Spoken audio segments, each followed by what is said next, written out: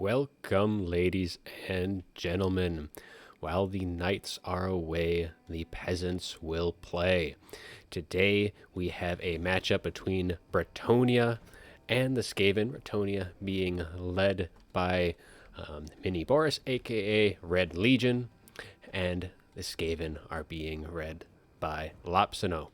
So, for the Bretonnian side, it is just a very heavy peasant army right here. So we just have a front line of peasant mobs. We've got men-at-arms behind them, a line of peasant bowmen as well. So we have two pox arrows, 4, 3, and 4. So we have all of them pox arrows. We have battle pilgrims in the back and the holy wardens of La Macental as the ROR unit, as well as some spearmen at shields. We also have a Damsel Beast with Flock of Doom and Transformation of Kadan. Lower Beast, always a fantastic pick against the Skaven, great at shutting down their artillery pieces, any of their weapons teams, and as well as the Flock of Doom being very good against the infantry blob. And leading them is King Luan Leon Kerr with his kit. He is bringing the Sword of Corone, a fantastic debuff skill. Lion Shield. Yeah, stand your ground, lady champion, blessing the lady, all good stuff indeed. And every last unit here is at max chevrons, so that is not something that I have seen, so that's going to be a very interesting pick. They are outnumbering the Skaven, so I guess there was quite a bit of extra funds there. Now, for the Skaven army, we have Deathmaster Snickich leading the forces. We also have a Plague Priest here with the Clan Rat summons, Plague Monk summons, and of course the Mortis Engine effect, which are doing actually very well against this mad rush of Bretonnians. We also have Warp Grinders, Warp Lightning Cannons, Poison Wind Mortars. We have a Hell Pit Abomination, 2 Rat Ogres, and they just have a mix of Clan Rat Spears, some Skaven Slaves. We have just some Skaven Slingers, and we just have the Eshin Triads over there. Pretty much probably expecting, mix of Peasant Bowmen, yes, and some probably expecting some Cav forces with the Rat Ogres and the Warp Lightning Cannon.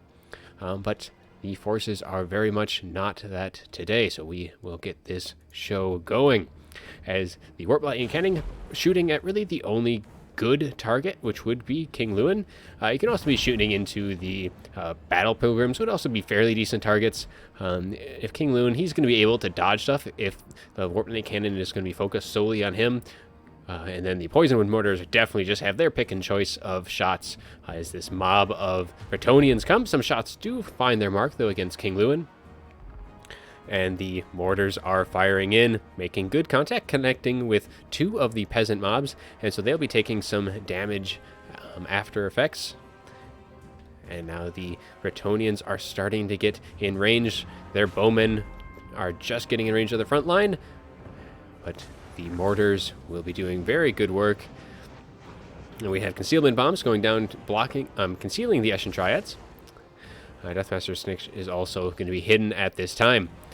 Just a few units of Skaven slaves are kind of taking the initial approach as the Bretonnians engage in battle. Now, with the Bretonnians all chevroned up, they should definitely be able to just, even against Clan Rat Spears, a couple of unit of peasant mobs should be able to do fairly well, as these Skaven slaves buckle pretty much instantly, with King Luan getting a nice rear charge in. So they will not be lasting very long, as the Peasant Bowmen are targeting the Poison Wind Mortars. Very good first target to be firing against. Get those off the field, because they will do so much damage against the blob of Bretonnians. Then the next target really is going to be the Plague Priest. The Rat Ogres really don't have their quite choice of targets here, and the Spearmen at Arms should do fairly well as well. A summon of Plague Monks coming in behind the forces of Bretonnia, but King Luan is on them right away, getting good damage in. But they are going to get attacked in the rear penalty from the Spearmen at Arms. But the Poison Wind Mortars have been routed, so that is one threat that is at least off the board for now.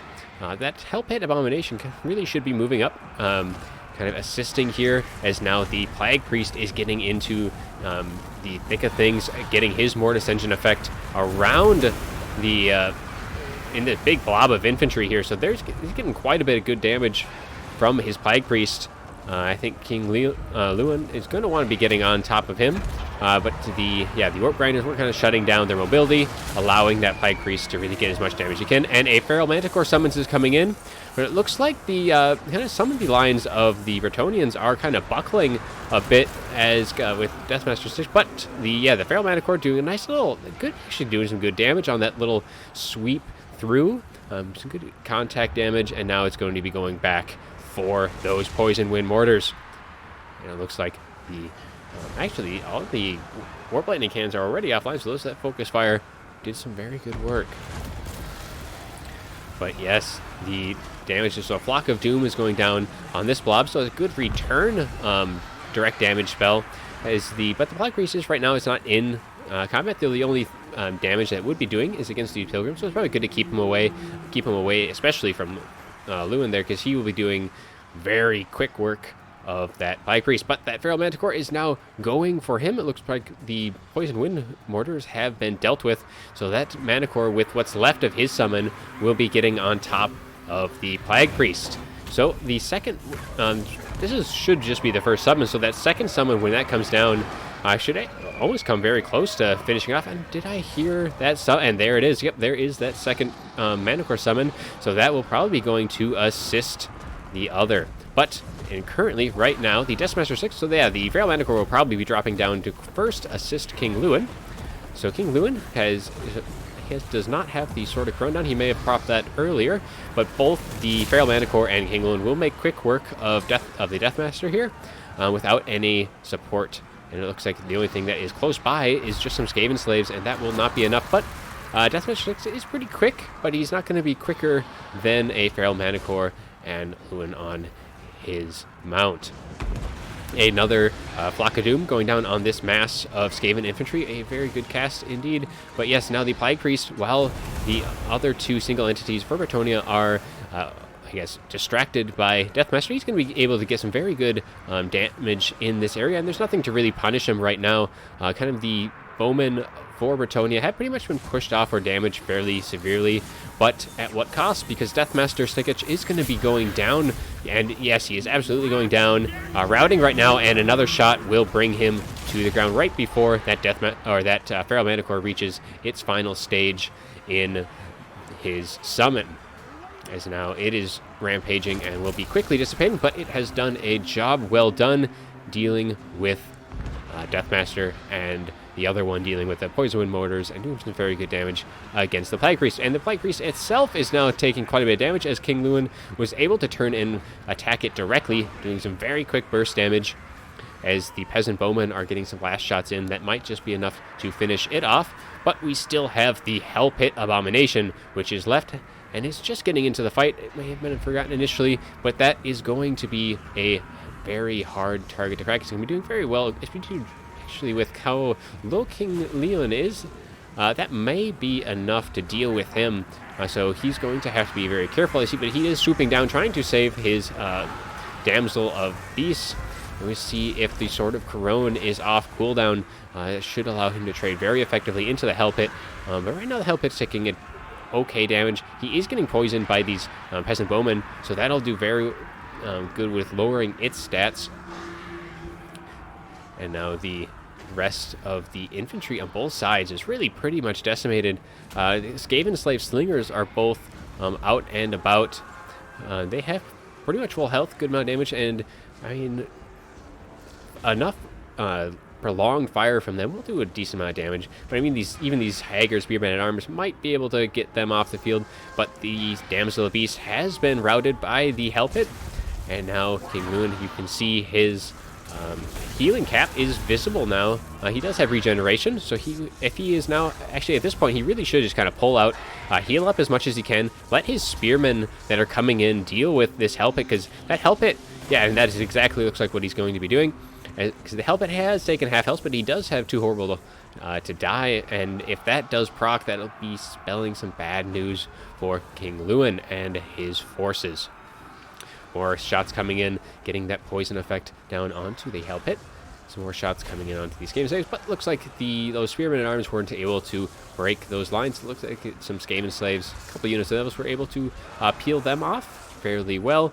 So the warp grinders now coming in. So that King Lewin kind of going down and getting some targets, some shots in on the warp grinders.